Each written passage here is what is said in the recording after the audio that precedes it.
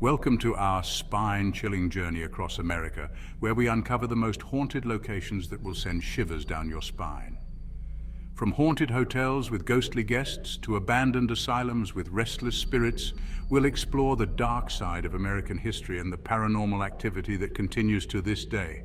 So buckle up, grab your EMF readers, and get ready to face your fears as we delve into the unknown. This is not for the faint of heart. Nestled in the heart of the Rocky Mountains, the Stanley Hotel stands as an imposing presence. Known by most as the inspiration for Stephen King's The Shining, this grand hotel holds more than just breathtaking views. Guests have reported pianos playing on their own, disembodied laughter echoing through the halls, and even the ghostly apparitions of former staff still hard at work. One of the most haunted rooms in the hotel is room 217, where a housekeeper had a near-fatal experience that inspired the iconic bathtub scene in the movie. Some guests claim to have seen the ghost of the housekeeper herself, still diligently tending to the room. Let's move on to a different kind of institution with a much darker past.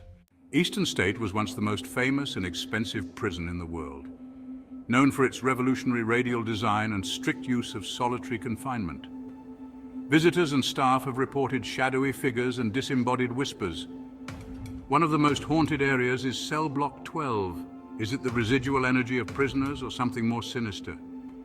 Eastern State Penitentiary stands as a chilling reminder of the past. Let's swap out these cold steel bars for something a little more southern. Deep in the heart of Louisiana, shrouded in Spanish moss and secrets, lies the Mer Plantation. This historic plantation has a dark history, stained by the tales of slavery and tragic deaths. It's said to be one of the most haunted places in America, and for good reason. There's the tale of Chloe, a slave who was hanged from a tree on the property, and whose vengeful spirit is said to still roam the grounds. Then there's the tragic story of William Winter, a former owner who was shot on the front porch and stumbled inside only to die at the foot of the stairs. Guests have reported strange noises, cold spots, and even full-bodied apparitions. Is it the weight of the plantation's dark past that fuels these hauntings? Or is there something more at play here? From the antebellum South, we travel north to Kentucky, to a place where hope went to die. This is Waverly Hills Sanatorium, a former tuberculosis sanatorium with a chilling history. Thousands of patients passed through its doors, many seeking a cure for the deadly disease. Shadowy figures are said to roam the halls, their footsteps echoing through the empty rooms. From the landlocked hills of Kentucky, we set sail for the California coast, where a different kind of behemoth awaits, the Queen Mary. This retired ocean liner now sits permanently docked in Long Beach, harboring more than just memories of transatlantic voyages. Over the years, there have been countless reports of paranormal activity on board. Some of the most haunted areas include the ship's swimming pool and the first-class staterooms. Is it the restless energy of the ocean or something specific to the Queen Mary's history that keeps these spirits tethered to her decks? From the elegance of a haunted ocean liner, we move on to a house unlike any other. This is the Winchester Mystery House, a sprawling Victorian mansion in San Jose, California, and trust me, it's weirder than you can imagine. The story of the Winchester Mystery House is inextricably linked to its former owner, Sarah Winchester, the widow of gun magnate William Winchester. After the death of her husband and daughter, Sarah became convinced that she was cursed by the spirits of those killed by Winchester rifles. On the advice of a medium, she began an eccentric construction project that would last for 38 years, until her death. Visitors and staff have reported strange occurrences within the house, from disembodied voices and footsteps to doors slamming shut on their own. Some have even claimed to have seen Sarah herself still wandering the halls of her strange and unfinished creation. From the winding corridors of the Winchester Mystery House, we descend into the dark, damp depths of the Bell Witch Cave in Adams, Tennessee. This cave is ground zero for one of America's most enduring legends, the Bell Witch. The legend dates back to the early 1800s, when the Bell family became the target of a malevolent entity known as Kate. Today, the cave is a popular destination for paranormal investigators and thrill seekers. Let's face it, some hauntings are so infamous. The Amityville House is one of those stories.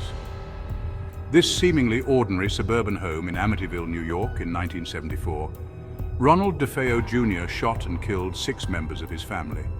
The Lutz family fled in terror after just 28 days, claiming terrifying paranormal phenomena. There's no denying the chilling power of the Amityville House. From a house of modern horror, we travel back in time to Fall River, Massachusetts, and a crime of passion that shocked the nation. This is the Lizzy Borden house, forever linked to one of America's most infamous unsolved mysteries. In 1892, Andrew Borden and his wife, Abby, were brutally murdered inside their home. Their daughter, Lizzy, was the prime suspect, but she was acquitted at trial. The case remains unsolved to this day, and the Lizzy Borden house has become a macabre tourist attraction, drawing in those fascinated by the gruesome details of the crime. Visitors have reported hearing footsteps, disembodied voices, and even seeing apparitions of the Borden family. Is it the residual energy of the brutal murders that lingers within these walls? Or are the spirits of Andrew and Abby Borden seeking justice, their souls unable to rest until the truth of their demise is revealed? Our next stop takes us to the heartland of America, to a small town in Iowa where a horrific crime continues to cast a long shadow. This is the Velisa Axe Murder House, a place where the past refuses to stay buried. In 1912, 6 members of the Moore family and 2 young guests were brutally murdered in their beds. The killer was never found, and the case remains unsolved to this day. Visitors to the house often report feeling uneasy, as if they're being watched. There have been reports of disembodied voices, cold spots, and even apparitions of the victims themselves. Some say that the house is a portal, a place where the veil between the living and the dead is thin. Is it the sheer brutality of the crime that continues to haunt this house? Or are the spirits of the victims trapped here, their souls unable to find peace? From the heartland of America, we return to the West Coast, to a historic house in San Diego, California. This is the Whaley House, where history and hauntings blur. Built in 1857 by Thomas Whaley on a former graveyard, it has been a courthouse, theater, and schoolhouse. The Whaley family is said to haunt the halls. Thomas Whaley roams in a frock coat and top hat. His wife, Anna, is a benevolent presence, often smelling of lavender. Their daughter, Violet, died by suicide, and her spirit is felt in her bedroom. Brace yourselves, because our next stop is not for the faint of heart. We're heading deep into the hills of West Virginia to a place where the echoes of madness and suffering still linger in the air. This is the Trans-Allegheny Lunatic Asylum, a sprawling Kirkbride-style asylum that was once home to thousands of patients. Opened in 1864, the Trans-Allegheny Lunatic Asylum was intended to be a place of healing and compassion. But over the years, overcrowding, understaffing, and a lack of understanding of mental illness led to inhumane conditions and mistreatment of patients. Visitors and paranormal investigators have reported seeing apparitions of former patients and staff, hearing disembodied voices, and experiencing unexplained physical sensations. Some of the most haunted areas include the asylum's medical ward, where lobotomies and other experimental treatments were performed, and the electroshock therapy room, where patients were subjected to brutal and often ineffective treatments. Our journey through America's haunted history takes us to New Orleans' French Quarter, where a house with a dark and twisted past stands. This is the LaLaurie Mansion, where beauty and brutality coexisted. Built in 1815, it was home to Dr. Louis LaLaurie and his wife, Delphine. Behind the facade, a horrifying secret lurked. Delphine LaLaurie harbored a dark and sadistic side. In 1834, firefighters found tortured slaves in the attic. Her legacy of cruelty haunts the mansion to this day. From the dark streets of New Orleans, we head north to the Ozark Mountains of Arkansas, to a hotel with a history as grand as its architecture. This is the Crescent Hotel, a Victorian-era landmark that's said to be one of the most haunted hotels in America. Built in 1886, the Crescent Hotel has seen it all. It's been a luxury resort, a girls' boarding school, even a cancer hospital run by a quack doctor who promised bogus cures. Guests have reported seeing apparitions of former guests and staff, hearing disembodied voices, and feeling unexplained cold spots.